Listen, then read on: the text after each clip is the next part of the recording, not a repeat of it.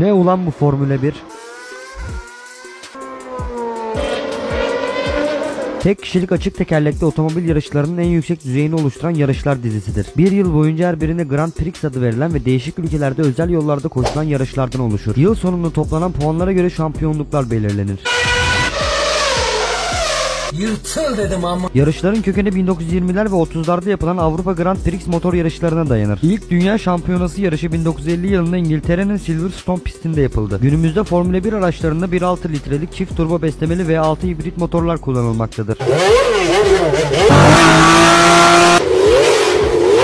Allah'ım bismillah. İçten yanmalı motordan elde edilen güç ortalama 800 beygir, hibrit ünite ile beraber 1000 beygir olduğu söyleniyor. 100 kilometrede ortalama 45 litrecik yakıt tüketirlermiş. Şöyle gürül gürül bir V12 sesi dinlemek isterdim. Şöyle canlı canlı.